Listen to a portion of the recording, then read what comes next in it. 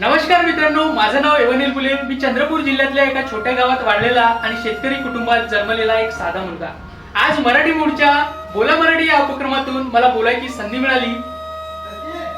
मला माझ्या भाषेबद्दल बोलायची संधी मिळाली आणि खरं सांगायचं झालं तर ही एक स्पर्धा नाही, तर स्वतःशी बोलायची एक संधी आहे.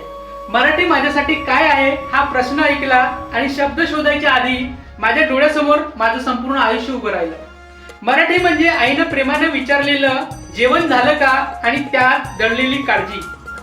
मराठी म्हणजे बाबांनी कधी न सांगितलेलं पण आयुष्यभर शिकवलेलं कष्ट, प्रामाणिकपणा आणि जमिनीशी नातं. मराठी म्हणजे आजीच्या गोष्टी, आजोबाच्या अनुभवाचा आवाज. मराठी म्हणजे गावातली माती, पहाटेची थंडी आणि संध्याकाळच्या ओळखीचा शांतपणा.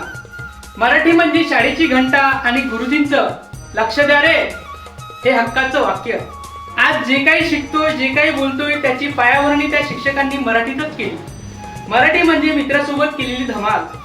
मराठी म्हणजे कोणीही भेटलं तरी काय म्हणतोस असं विचारतात. मराठी ही फक्त भाषा नाही, ही आपली संस्कृती आहे, ती आपली शिस्त आहे, ती आपली माणुसकी आहे.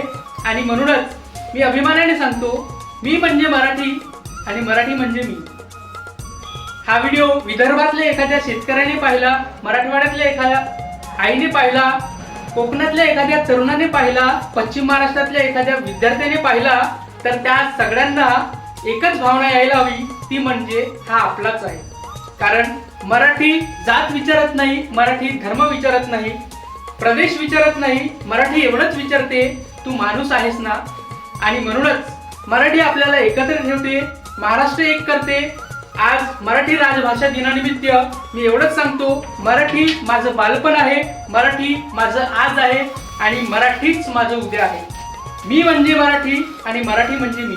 तर नक्कीच मराठी माझ्यासाठी काय आहे याचं उत्तर तुम्हाला मिळालं असेल. तर जय महाराष्ट्र, जय मराठी. धन्यवाद.